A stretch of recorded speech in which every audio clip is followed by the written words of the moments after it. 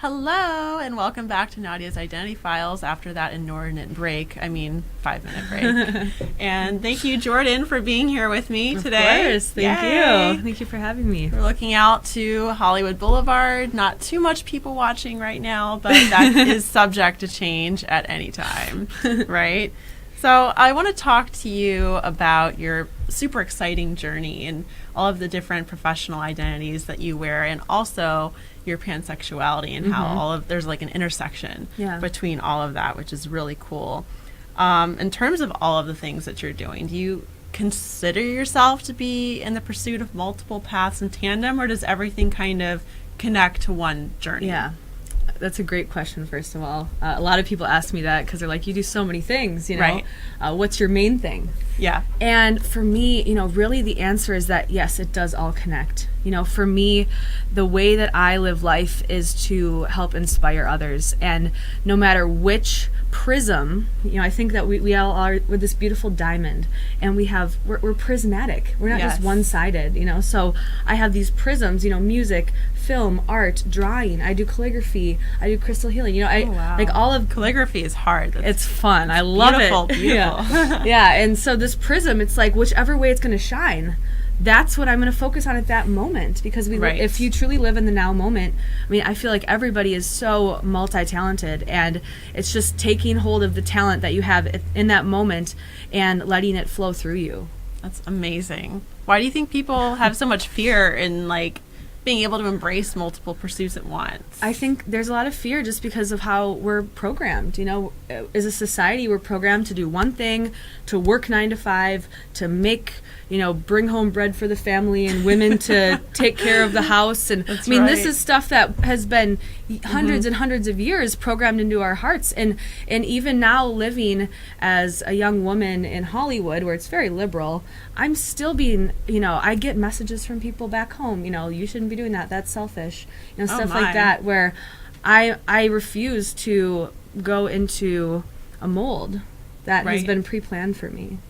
Yep. Screw the molds. I'm very anti-mold. We have to, we're like clay. We should allow ourselves to be as malleable as possible and continue molding and reshaping ourselves and our journeys. Totally.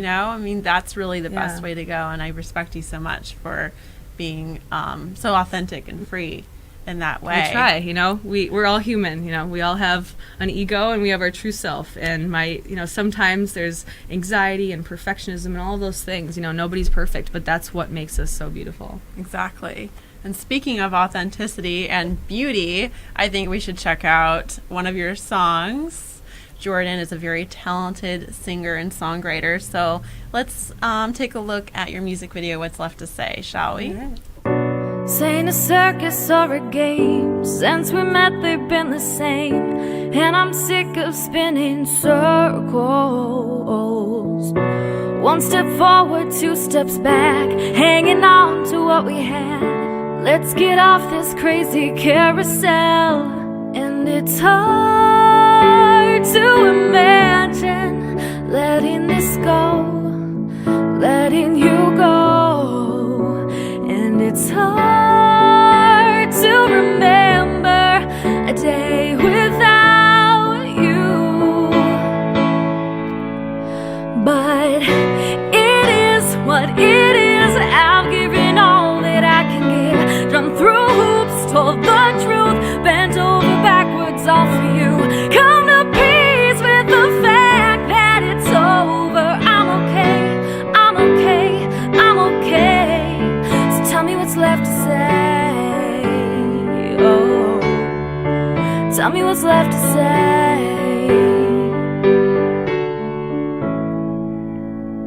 Hey babe, it's not your fault or mine. We've run our course and had our time. I guess we're not meant to be. I never thought that this could end. I'm sorry, but I can't pretend this is something we can fix. And it's hard to imagine letting this go, letting you go. And it's hard to remember a day without you.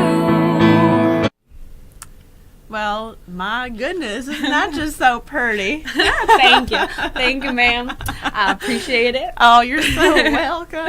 No, but really, like, that's a beautiful song, and I understand it actually made it in the Bold and the Beautiful. Yeah, it was just it was a huge miraculously hit. placed, licensed on that show, and it's worldwide. So I have fans from all over the world, messaging me saying how my music has helped change their lives, and that is like the reason I do it. Right. To hear those messages. Hearing the impact that you're making just from doing something Yeah. that you absolutely love and that feeds Totally. your soul, and then Totally. knowing that that's feeding other people's souls too. And it's so great because everything that I do in life, whatever facet it is, I'll get a message from someone saying, that really changed me, or that really helped me get over my ex, or that really, Right. My 4-year-old daughter dances to your song and sings it every morning for breakfast. Oh, that's so cute. Like that's, you never think you're inspiring someone until you get that message, and then Right. it makes everything so worth and it. you're like, oh, I mean, probably sometimes we're questioning like why we're doing what we're doing, and then something like that, it comes in your inbox. Totally. And you're like, oh Like, yeah, that's why I'm on this. That's path. why it's for the greater good. It's for the, Right? Well, keep doing it. Keep doing it. So, Thank you. I really want to talk a bit about your pansexuality, which is fascinating to me. I identify as bisexual, although sometimes I think that I kind of veer into pansexuality myself. So, I mean, because you're so free professionally, is there a relationship between the evolution of your, I guess, professional identities and selves, and how you've decided to self-identify as a pansexual? Yeah, I've always been allowed to be myself, which I think is very important. It's important in my growth and my journey. My story is that from a young age I was allowed to be a singer, to be an actress, to be a star. I was nobody tried to dim my light, especially my parents. Maybe others, but not Right. my growth. My parents always said, be whatever you want to be, and we support you. So because of that, I think that I can be much more open with myself when I know others haven't had that same experience, and I empathize with that. But every step that I've taken in my life is like always for a reason, and I truly, truly believe that everything happens for a reason. And I look back, at 1 year, 2 years, 3 years ago, at mistakes that I had made at the time, and I realize now how it's brought me to where I'm supposed to be. And I actually didn't even know about the word pansexual until about 6 months ago. Oh, really? And when I heard, I've never identified as just straight or just gay or just bisexual. That's what I would put on my dating profiles. Right. But that's all I could choose. It's like if they had an other category, I would probably choose other, because again, I don't really look at gender. Like when I see you, I don't see your gender. Right. That's a label to me. Like I see your soul. And Exactly. and I also, it's funny, we were talking in the back here, me and Pan, and we were saying that like on dating sites, I don't even like going on there because you're only looking at the person's face. That's actually like part of our round table. Ooh, Yeah, I can't yeah, wait to we'll hear get more into about that later. But I really That's truly true. I resonate with the person's soul, and that is what I love about someone. And I love everyone, but not necessarily sexually, but I truly I love based on what's Right. in here. I based on the fact that you are human, you are beautiful, and it doesn't matter Right. what's in your pants. You have an open heart. Yeah, exactly. And an open mind. Exactly. And, it goes back to what you and I were just talking about in terms of the impositions that society places on us. And, Totally. in all types of different contexts, including gender and sexuality, among many, many, many, many other things. There's constant boxes that, we're trying to be thrust in. You were Totally. just in Europe. Yeah, I was just So, in Europe I mean, with my things- boyfriend, and we have an amazing relationship where he's more of the feminine spirit and I'm more of the masculine spirit, and he wants to be like a stay-at-home dad, and I want to travel the world singing. So it's Right. like that's There all you go. changed. I'm Keeper. doing the male role, and he wants to do Right. the female role. But The really, typical. what is Right. typical? What is Right. What are these love? roles? It's like, you're just figuring out what works for your dynamic and moving Exactly. forward in that canon. It's Exactly. like, who cares? Yeah, and it's who are you? Who do you resonate with? And then you can stack all those labels on top of you if you want. But I am just I'm not even Jordan. I'm a soul. You know, that's Jordan's another label. That's Jordan's just a name. just a name. Exactly. So. You like it. And it Yeah, fits you. I love it. Hey. It's super unique. So, you mentioned your parents. I wanted to talk a little bit about how you've become so open, and like, who do you attribute this extreme fluidity to? Well, of course, my mom and my dad, but especially my father. He was a musician and kind of a little bit famous back in Minnesota. He would play all these coffee shops and venues and stuff. And I grew up right next to him. You know, at 3 years old, singing harmonies at Caribou Coffee, and just always performing. And my dad always instilled in me this love for art and music and just being exactly who I am. And we also have a very spiritual connection where even as a child, I remember we could just look in each other's eyes and I would know what he was saying. Right. And he would know what I was saying. An intuition. Yeah. That was very unique to you. You have a very strong bond. Definitely. Yeah. Obviously. And he, when I was 13, he had an accident and had an anoxic brain injury, which put him into a catatonic vegetative state. So he's actually been in that state since I was 13. Oh my God. But again, everything happens for a reason, and because that happened and because I lost my father or who he was, I was able to grow into the spirit that I am now. And again, we can still communicate in the spiritual realm. You always have that connection, which is beautiful. Thank you for sharing that. Of course. Can you talk a little bit about your film, Me and You? Is it me plus you or me and you? It's me and you. Okay. Me and you. Because I'm like, there's a plus. There's an and. I did this with Brad, too, when he was on my show. I know. He's like, it's me and you. If someone says you and me, he's like, that is wrong. That is wrong.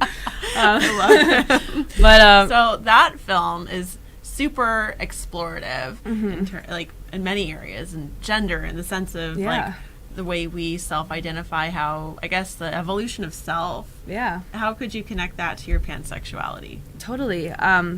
Well, while producing the film, which was written and directed by my best friend Brad Etter, we kind of work in tandem as this awesome team, of co-creators to bring, light to these to the darkness of the sexual identity. And doing this film was so beautiful because when we cast the lead character, Pierce Pope, we didn't know if he was a girl or a boy. Wow. He's an angelic cherub child. I mean, you'll see Adorable. if you watch the film. It. Yeah, adorable. But at the beginning, actually, a lot of people thought it was a little girl. Oh, really? And that's kind of what we were going for. Because, again, why does it matter what the gender of the child is? Soul. They're trying to discover who they truly are. And then the only reason that the child gets angry and grows up mad and separates from himself is because of society and how society has said that this is wrong. You can't draw girls. You can't play with Barbies if you're a boy. You know, it's... Right. All of these arbitrary restrictions that it's just... Why? I just don't get it. So we... we explore through film these concepts, and it's really magical. It's beautiful. And you have some really other great projects in the works, too, right? Yeah, I do. Doesn't one involve an elevator? Yes, Elevator is our next film that's in pre-production. I saw something. Really excited about that. Also, I have an album coming out. I'm going to be doing a Kickstarter for it soon. It'll be coming out in the fall. And I am releasing a new song next month called Dead Sober. And that explores on my sobriety, which I'm over 1 year sober now. And Congratulations. That's a whole nother story for another day. But hey, you can bring you back. Yeah. Well, thank you so much for your time. And obviously, we're going to have a round table with you and Pan where we can dig into these issues a little more deeply, especially with the dating app stuff. Yeah, let's do it. That's a big conversation to have. So thank you so much, and hang tight because I'm going to be coming back with MC Pan. All right.